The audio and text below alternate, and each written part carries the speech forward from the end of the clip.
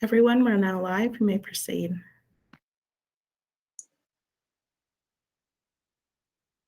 Good afternoon, and welcome to the Fall 2021 City Managers Development Forum.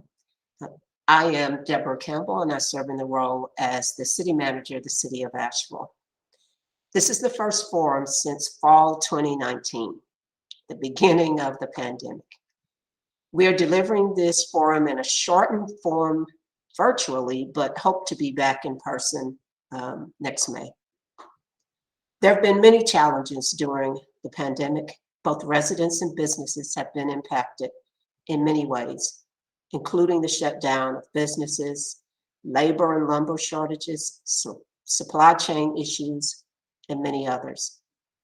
In spite of these challenges, development activity has continued at a good pace. Today, you will hear some of those highlights from staff. So today's agenda includes our Development Services Department with information on permit data and trends in the online development portal. Our Planning and Urban Design Department will provide you information about the AVL Shares Space program, about new hotel development regulations, and our new urban centers rezoning.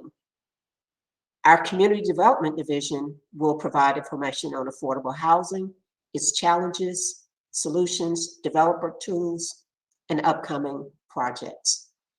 As I turn it over to the team to get started, I do want to acknowledge the hard work, and I hope that you will acknowledge that our city staff team has done in providing key services to our community, again, during and after, well, I guess we haven't gotten through the pandemic, but managing through this situation.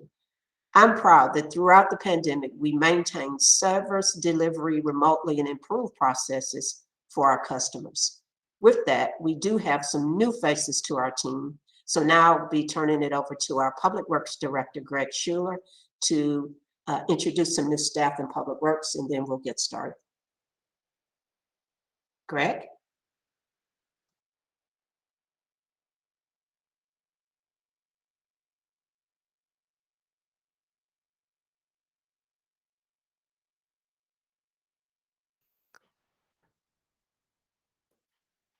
I don't think we have Greg joining us, but I'll go ahead and introduce myself as new staff to the team. Although new staff, but actually just have been staff for a while. Worked for the city since 2007 as the real estate manager for the city and served several roles. But now I really appreciate the opportunity to serve in the capacity as the new Community and Economic Development Director. So I just wanted to say hello to everyone and thanks for the opportunity to participate today in the Development Forum. And so with that, I think we can get started.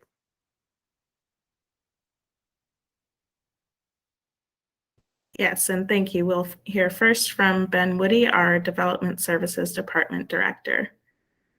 Thank you, Angelica. Ben Woody, Director of Development Services. As Deborah mentioned, it's been about 2 years since we've done this. It's hard to believe that. I'm going to have a slide deck as usual, so I'm going to go ahead and bring that up. And what I really want to do today is talk about what I always talk about, which is we're going to go over some of the data and trends. And we haven't done this in 2 years with the community, so I'm going to try to catch everybody up. But one thing that I think is interesting and worth highlighting, which I think you'll see this throughout the presentations, is kind of the impact that COVID has had on this and how the city has responded to that, how the construction community has responded to that, and kind of telling that story a little bit. So there's some really interesting stuff. Some folks may not agree with my assessment of that, but if you're into permit data and things like that, I think you'll enjoy this. And then I also want to take a second to talk about some of the changes that the city's had. As Deborah mentioned, city services must go on, and maybe perhaps a silver lining for DSD was we were with COVID, we were pushed into making some changes that we always wanted to make, but we had to. So with that, I'm going to kind of get started. What you can see, and maybe the best way to start this is just to kind of look at the COVID period. And this is really interesting. And what we're doing this year is we're using calendar years. This isn't fiscal year data. This is calendar year data.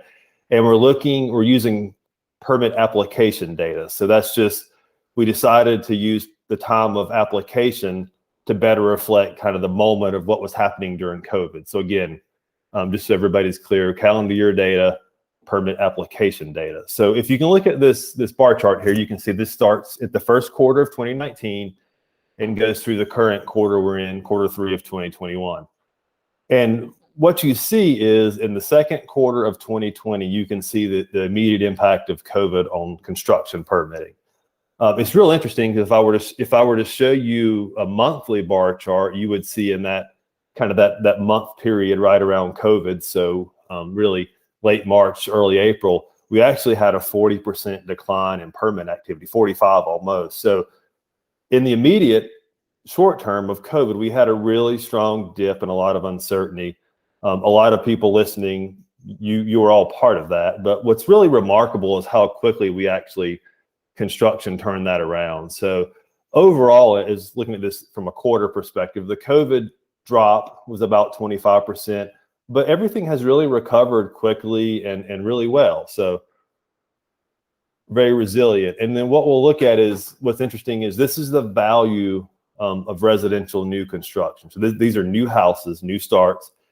This is calendar year data from 2017 projected through the end of 2021. And what I'll kind of observe here is, remember, COVID was in 2020. And I understand that, there's things such as materials costs and other influences in terms of what affects value. But what's really fascinating and kind of highlights the strength of residential is actually the COVID year data is higher than the previous year data. So that just kind of shows you how strong and how quickly residential permitting really recovered. And of course, things look really well in 2021. And if we look at the next slide, we've kind of split this up a little bit. So now this is showing the permit value of residential new construction and alterations. Kind of the same story. If you look at 2020, our COVID year, it was still very, very strong. Even the alterations were, and even stronger in 2021. So I think that kind of shows that residential, we all know this, but construction, new starts and alterations is really strong in this community. And it really, I would argue, was very, very little impact from the COVID pandemic on this sector.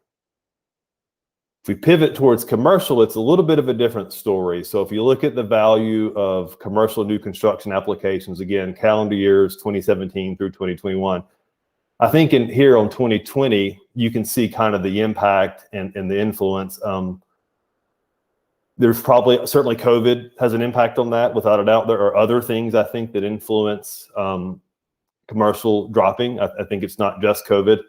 But certainly that's part of it. So again, you can see here, you can really see kind of the drop and probably the uncertainty from COVID, among other things, in 2020 in terms of the value.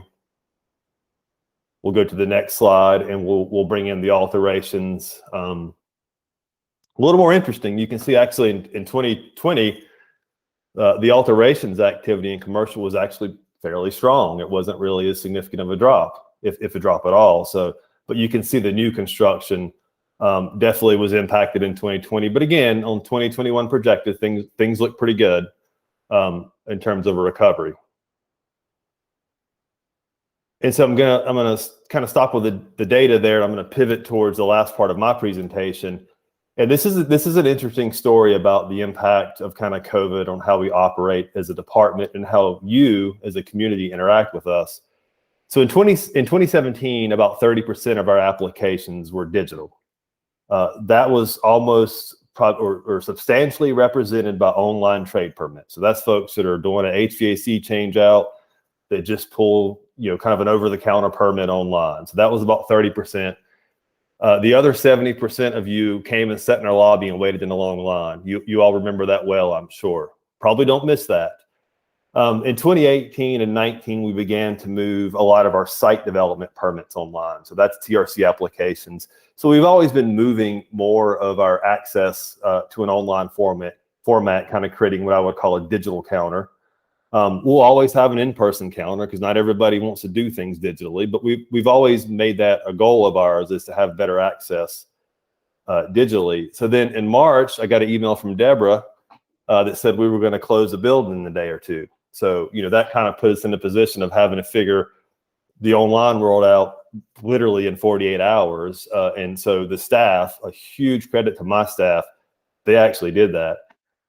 So we had to move everything online. And I would characterize that as we basically just created a big bucket.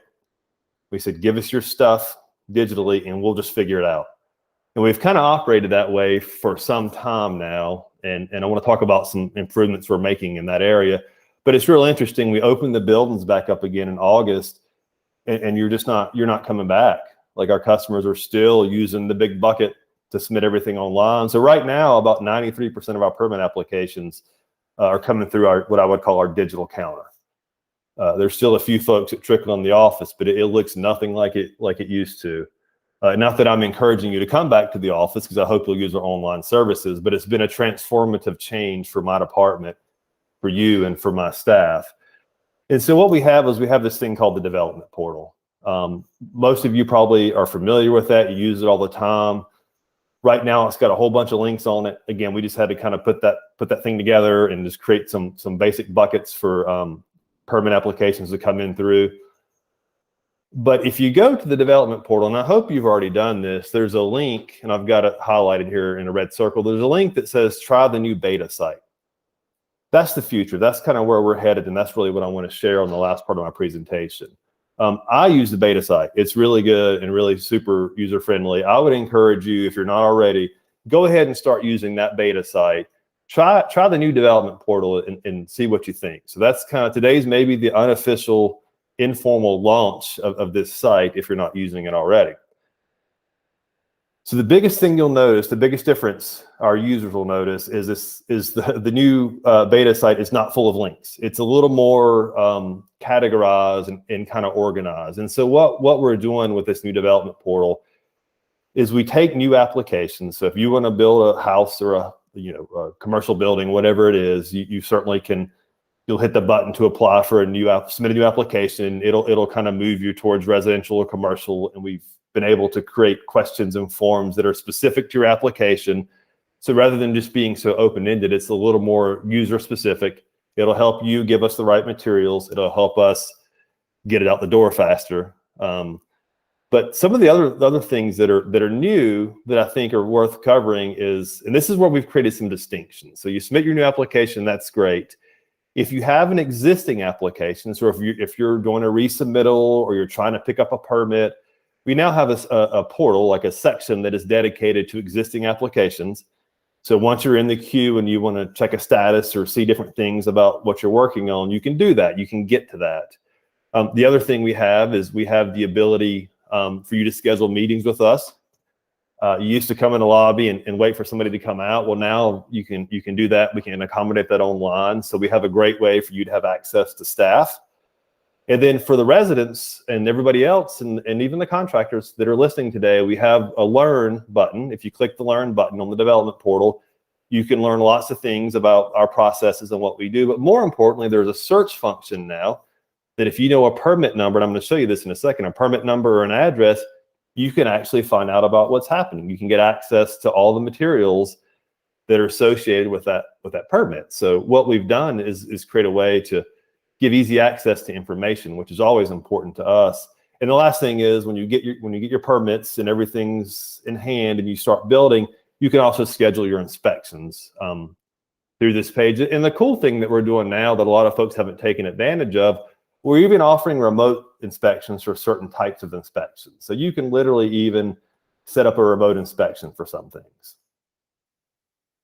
So when you're in the development portal and you're working, you're following up on an existing application or you're looking for information, we have a really easy search bar. And I want to stop for a second and give some credit to the ITS department, because ITS has worked really hard to integrate our functions, what we do, to integrate that into Simplicity.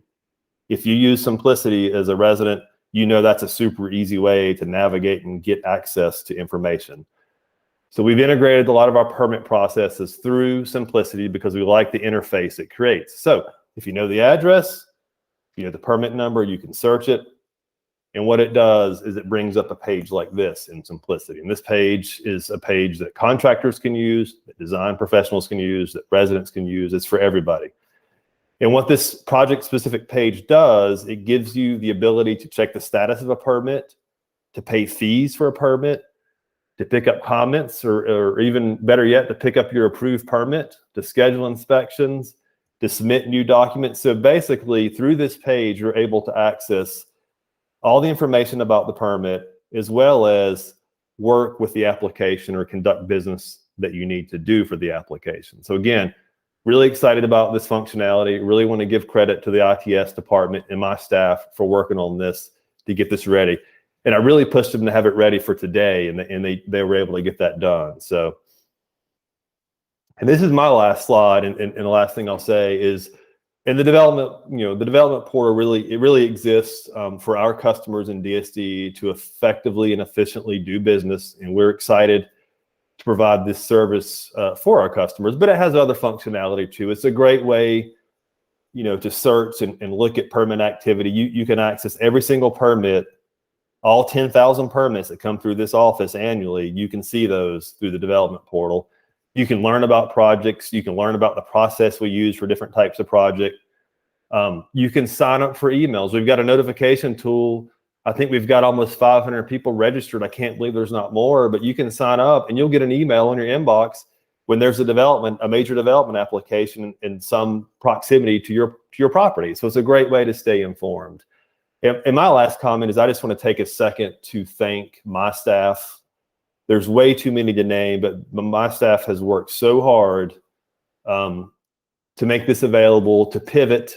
This has been a transformative process for DSD. I believe it will be a transformative process for our customers and residents. And to all the people listening that work with us every day, you know the staff I'm talking about. So I would also encourage you to take a second, tell them thanks, because I'm just so proud of the work that we've done to pivot from the COVID pandemic and what I believe will be the future of DSD. And with that, I thank everyone, and I'll turn it back over to Angelica. Thank you for that very informative and exciting presentation on this new tool, Ben. Next, we have Todd Okolachaney of our Planning and Urban Design Department. Hi, good afternoon, everyone. Thank you, Angelica, and thank you, Ben, for providing that great update on development trends and all the exciting things that are happening in the Development Services Department. I'm very happy to be here. As the City Manager, Deborah Campbell, mentioned, it's been about 2 years since we've had the opportunity to provide some of these, what I think are really timely and important updates to you all, and to also take some of your questions. So I'm really looking forward to the opportunity, hopefully in the next few months, to see more of you in person as COVID conditions improve. I'm going to be presenting today on a few items. As the City Manager mentioned, some of the projects we've been working on during the pandemic to help support small businesses, as well as some projects that we continue to work on post-COVID. And basically, we wanted to continue to plan, knowing that someday things will improve in the city and development will continue to happen in the city. And those are some of the projects that I'll be covering today. So the first project is called AVL Shares Space. This initiative was something that actually started as a pilot program early on in the summer of 2020 as a way to respond to the really negative impacts that were occurring for small businesses, not only in downtown, but throughout the entire city. And we basically heard a lot of great input from small businesses and looked at best practices that some of the larger cities were undertaking throughout the country to try to figure out how we could reimagine our public spaces during the pandemic to be able to support small businesses. And some of the initiatives and projects that came out of this pilot program were the creation of parklets for one of these examples, where we looked at reutilizing and reimagining what some of our public spaces could look like within the public right-of-way, and particularly using and leveraging some of our parking spaces throughout the city, in particular in downtown, to increase opportunities for safe outdoor dining and meeting spaces. We also looked at expanding the flexibility of use for our sidewalk space, which included expanding merchant sales as well as outdoor dining within our sidewalk areas, again, throughout the city. Another really exciting initiative that came out of AVL Shares Space is something that we call the pedestrian priority zones, or shared streets. You might have noticed a sign in several areas of the city, such as our South Slope neighborhood, Wall Street, or the Block, which was actually our first area to receive one of these pedestrian treatments, where we really tried to slow down cars and prioritize people within those areas. Curbside pickup zones were another very popular strategy during the pandemic, where we had 10-minute drop-off zones to support, again, small businesses for pickup of food during that time. And the other thing I would mention here that we were really excited about was an initiative called Equity Markets, where we partnered with our business inclusion office within the city of Asheville to help support Black and brown businesses during the pandemic. Here, I just wanted to demonstrate some of the really positive feedback and impact that AVL Shares Space had on the community. We conducted a number of surveys starting in September 2020, as well as in 2021 within the business community, where we wanted to get some feedback on how this temporary program was working for them. And as you could see on this slide, we had tremendous feedback, positive feedback, that AVL Shares Space was very important for the rehiring or hiring of staff during that time for small businesses. And that a lot of folks felt like, and businesses felt like, it had a positive impact on their bottom line. And everyone, 100% in 2020, wanted to see this program continue into the next year. So throughout the last year and a half, we actually had several times during the process where we extended the program because of the continuing impacts of the pandemic and the positive impacts that this program was having on small businesses, and particularly staff retention, employee morale, and creating a sense of safety for staff as well as customers. The other survey that we conducted really briefly is we also reached out to the general public, because we also wanted to see how residents felt like the AVL Shares Space program was helping them. And we also heard very similar feedback from the general public, especially how the program really prioritized pedestrians in some of our mixed-use areas of the city of Asheville.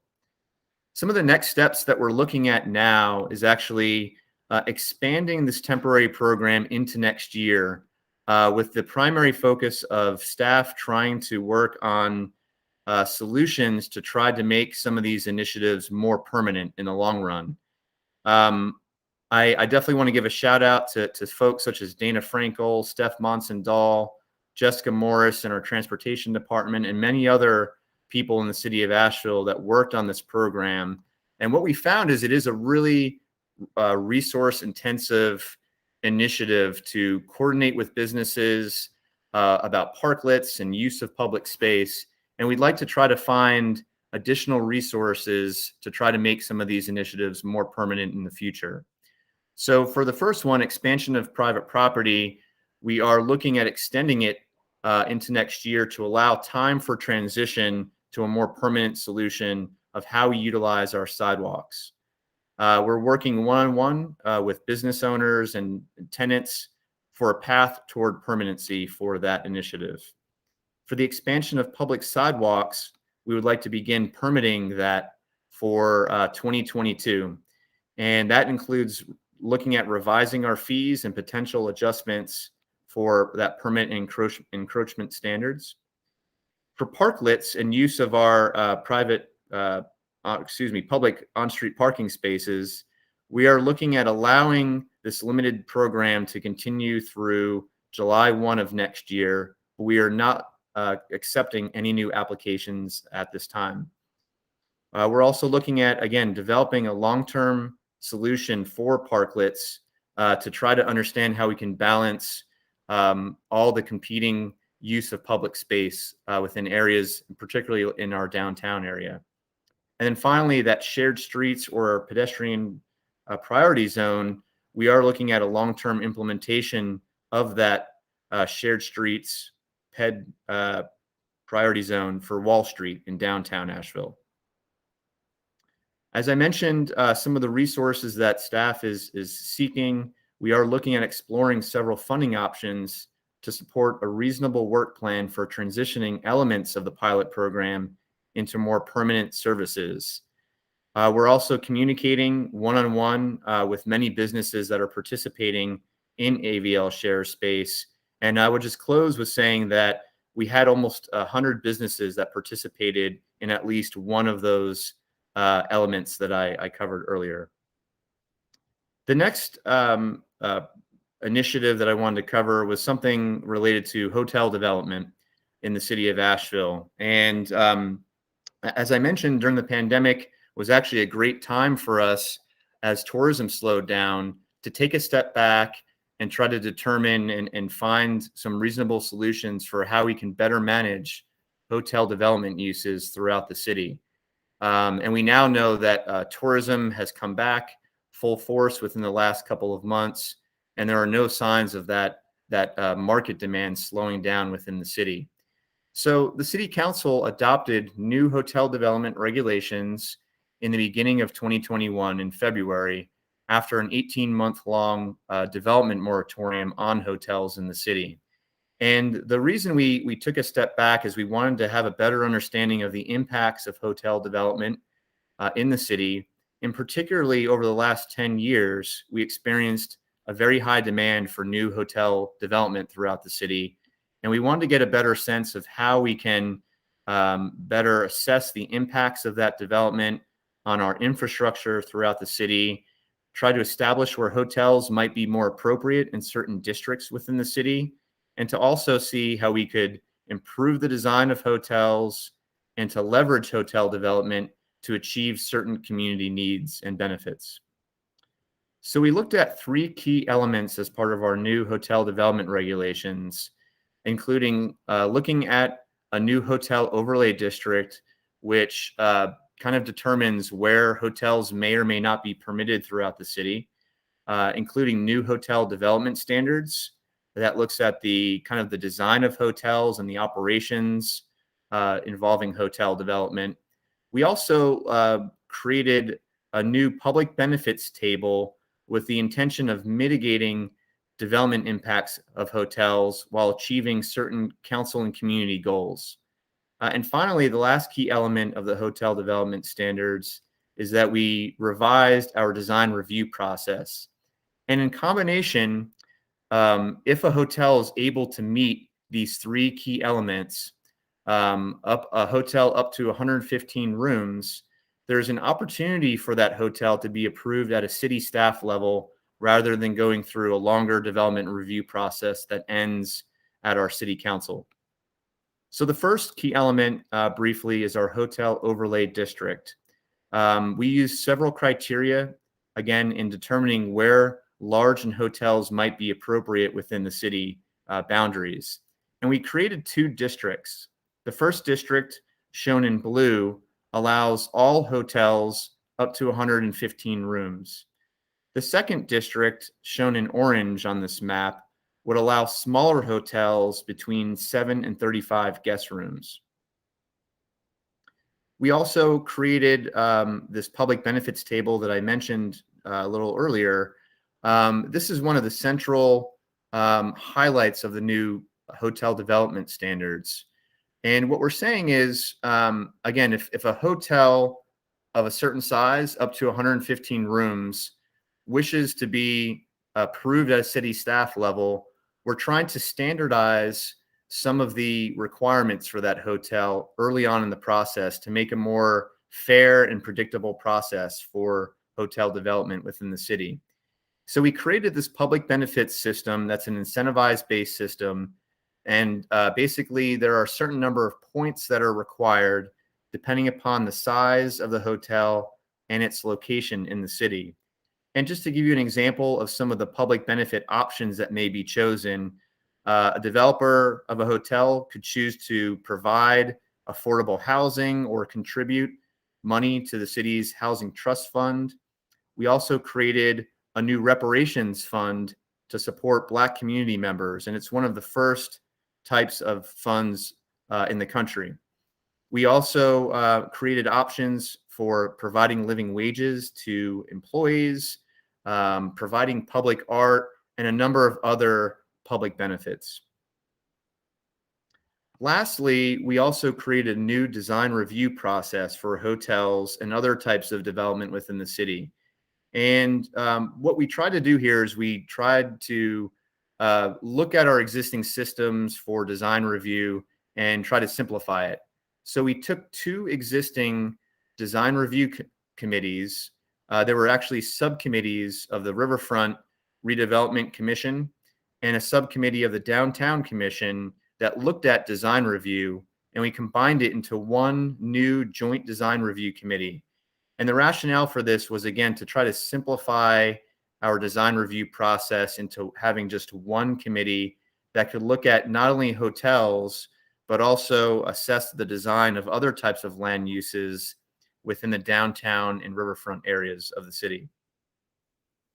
So in terms of next steps, city staff recently presented some changes to the hotel regulations after the first few months to our Planning and Zoning Commission, and we'll be presenting those changes to City Council on December 14th.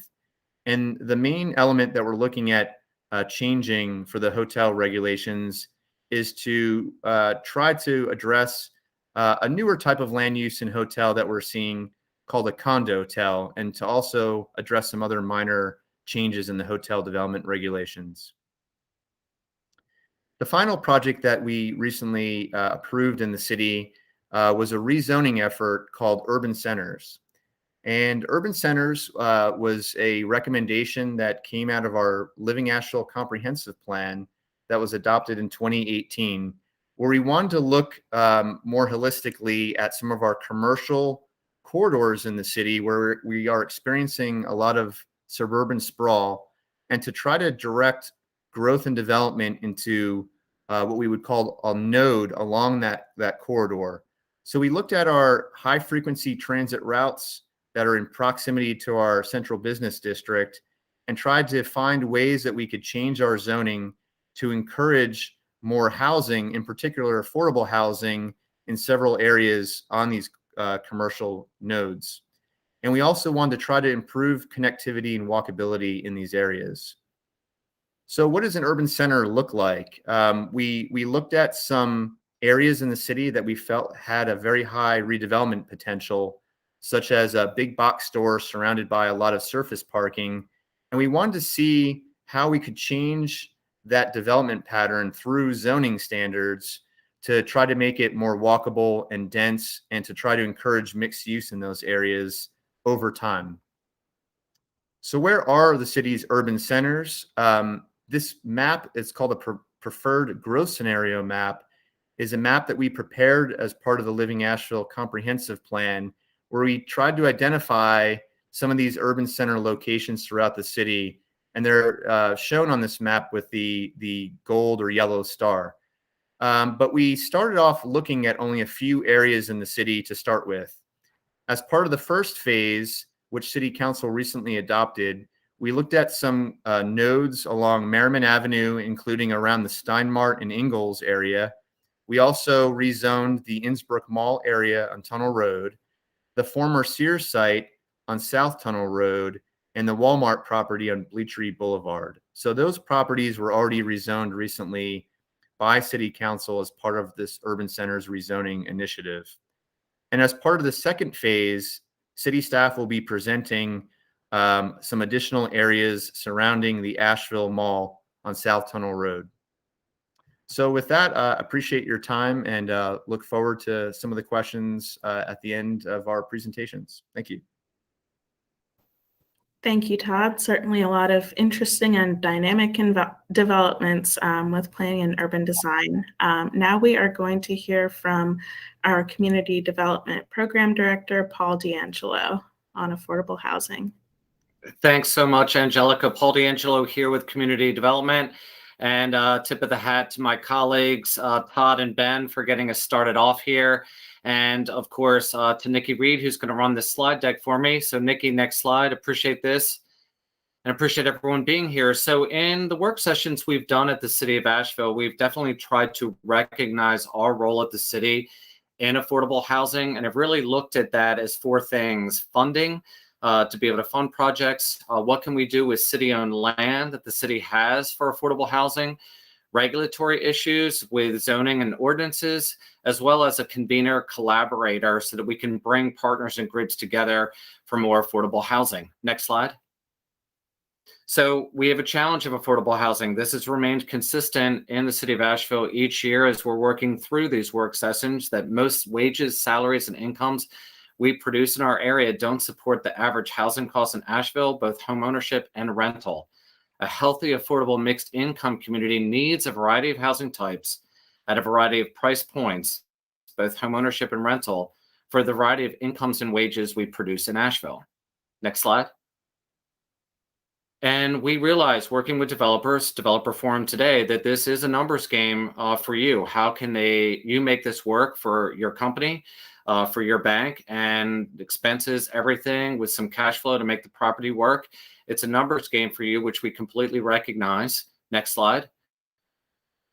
But it's also a numbers game for our community, who many of which struggle with lower or moderate wages with very high housing costs, both rental and home ownership, plus a bit of a supply demand issue with a low supply at the moment. So we've got some mismatches, not only with our community members, but we also know with the developers trying to make their pro forma to work. Next slide.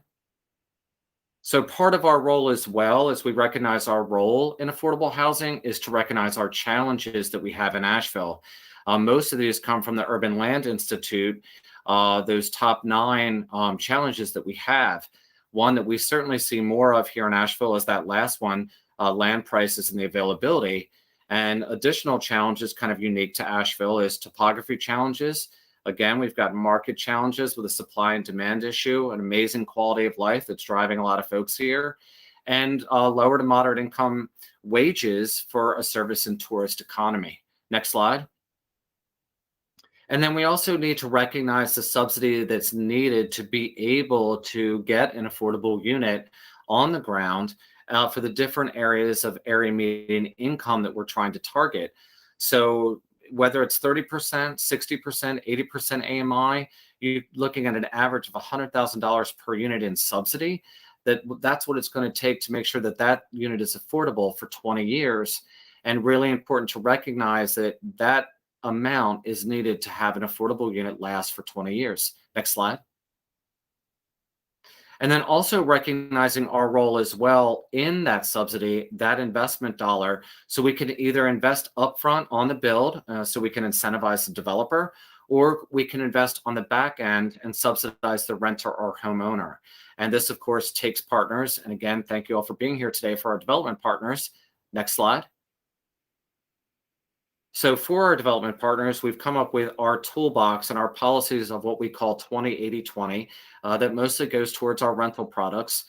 So what that means is at least 20% of the units are put on the ground for individuals and families at or below 80% of the area median income for at least 20 years, with half of those 80% AMI units that are targeted accepting housing choice vouchers. And to be able to do that, we've tried to create policies to fill that subsidy need, to be a developer partner with you all. So we've got policies for the disposition of city-owned land, where in exchange for affordable housing, there's an opportunity to make an offer for city-owned land. We've got our housing trust fund, which is the city's bank, where we offer lower interest rates, anywhere from usually 0 to 2%. For a period of 20 years. Perhaps it's no payment, no interest payment for 20 years. And that works really well with our infill developers who are trying to make things happen in Asheville on a smaller scale. We've got our land use incentive grant, which is a property tax grant program. In exchange for affordable housing, we can grant back the city property taxes on improvements for up to 21 years. There's a metropolitan sewer district discount. Normally that connection fee is about $1,900. If it's an affordable unit, that's going to be about $700. So a $1,200 saving per unit on the affordable units. And then fee rebates and expedited review. Fee rebates for the affordable units, a majority of those fees can be rebated back to you. And just learning yesterday, a few folks didn't realize that we had an expedited review in partnership with DSD, that if there's affordability component, we can move you faster through that process. We also have HUD dollars, so the Home Investment Partnership dollars that come to our 4-county consortium region. And we've also been working through the $25 million affordable housing bond as well to be a part of the solutions to offer these incentives and to fill that subsidy. Next slide. And obviously takes partners. The city tries to work with all partners and play to their strengths. So whether that's a mission-driven developer, a tax credit developer, a nonprofit developer, or a for-profit developer, we need partners at the table to help us produce, preserve, and protect affordable housing. We want to be able to play to your strengths, and hopefully we've got the incentives and tools that can make that work. Next slide. And so healthy, equitable, inclusive, mixed income community with a variety of housing types at a variety of price points, both home ownership and rental, for the variety of incomes and wages we produce in Asheville. That is what's needed in our housing market. We can't do that without partners. Next slide.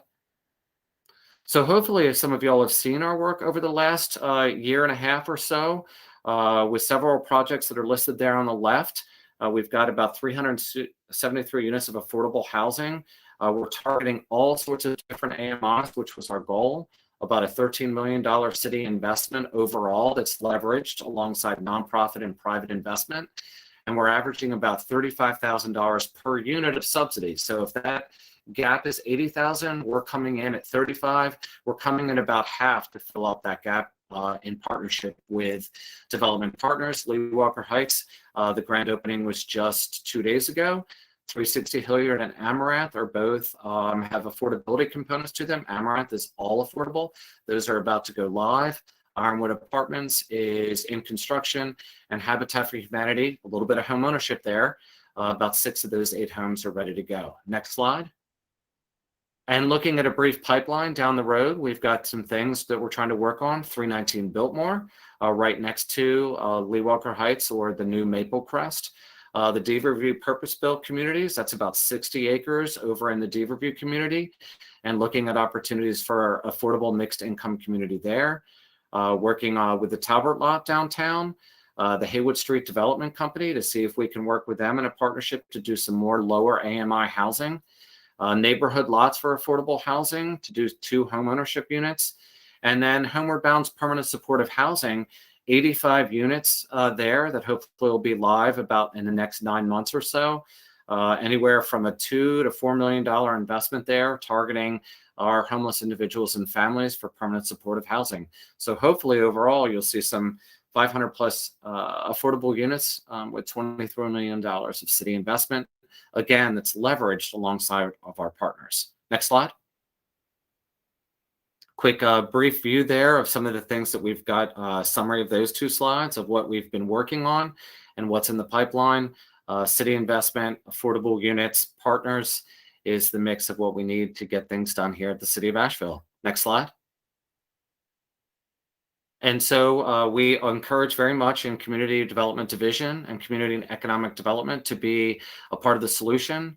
And there is our website. We've just recently updated that, similar to our policies, a website that is simple and usable and easy to read, very laid out for affordable housing tools. Learn about affordable housing meetings. Our CD listserv has over 400 people now on that.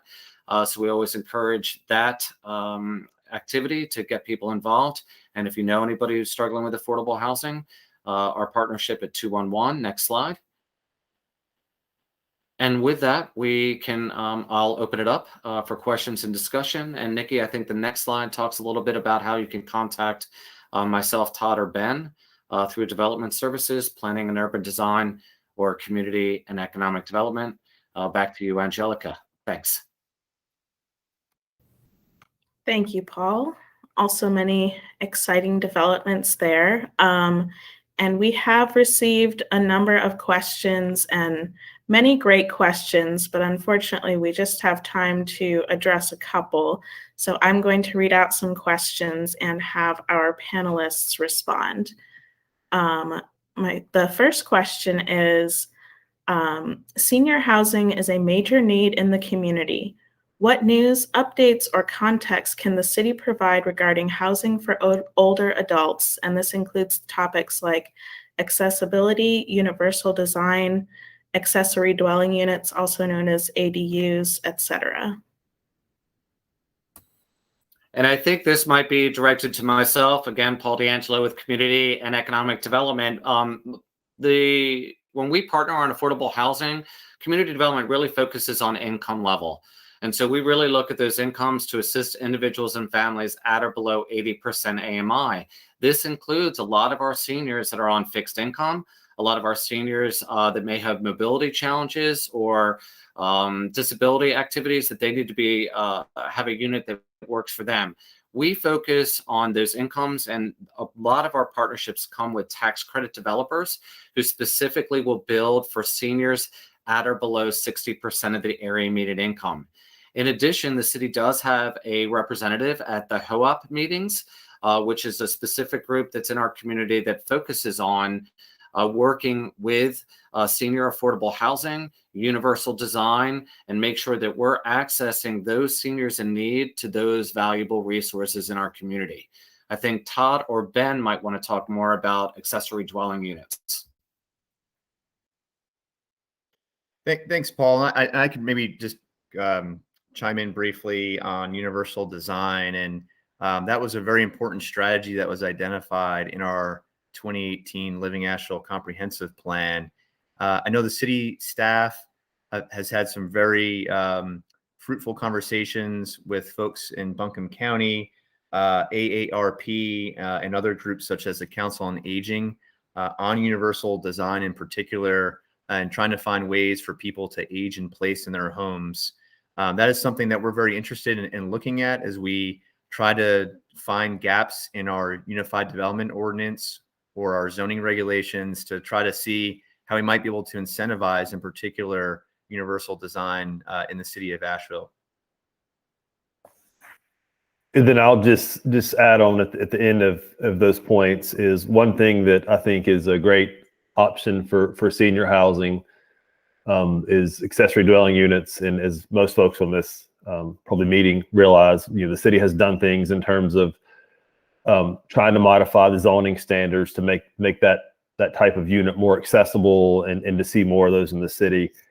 And then recently, the Development Services Department has developed a guide to accessory dwelling units. So we've tried to put out a more technical guide that'll help people understand how it's viable to do these types of alternative housing arrangements and kind of what's needed in terms of getting those built and occupied. So what I'll ask Angelica, if it's okay, if we could maybe in the chat or as follow-up, go ahead and share a link to that ADU guide so people can kind of see how to maybe use that as an option to not only address housing, but in particular, even senior housing. So thank you.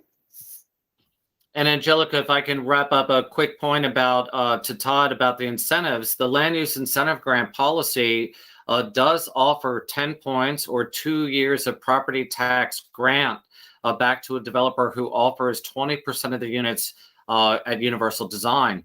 So we're trying to incentivize that through our affordable housing policies on our side. And so far, no one's taken advantage of that. So hopefully this discussion might pique some interest for folks interested in partnership for senior affordable housing. Great, thank you. Certainly a lively discussion with lots of pieces to it, and something that we want to continue to work on with the community. My next question for the group is, how is the city implementing equitable development? What strategies are being used to prevent the displacement of vulnerable communities? That's a great question, Angelica, and I'm happy to take a first stab at this. Equitable development is something, again, that we are, as an organization, as a City of Asheville organization, and I know for the planning department in particular, is something that we're very passionate about trying to address in the city. There are obviously challenges as we continue to grow and develop as a city. And we want to make sure that folks that have been here for generations aren't displaced and that they can benefit from the development that is happening in the city of Asheville.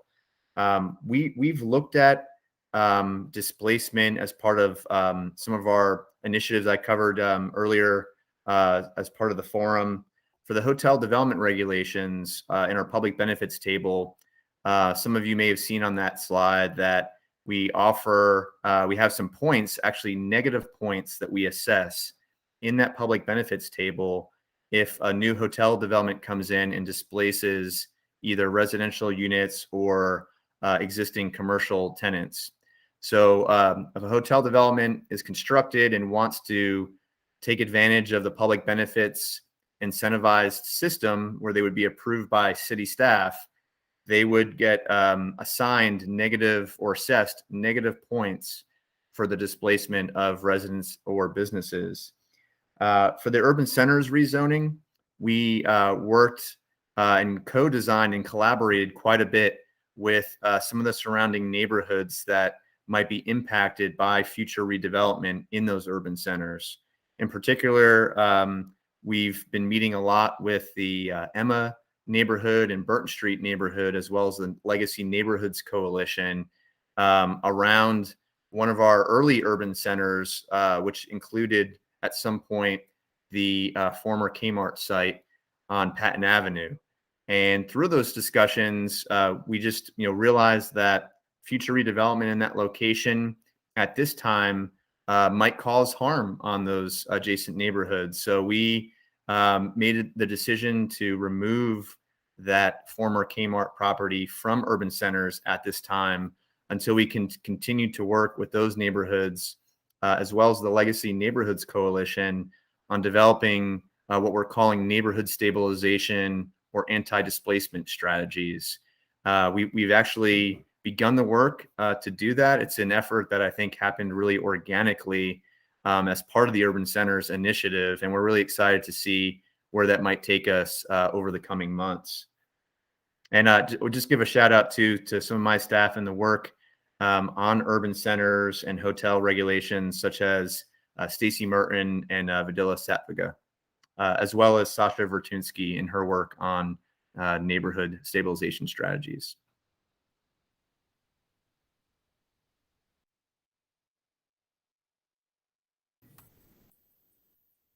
Great, thank you. Paul or Ben, did you want to make any further comments on that?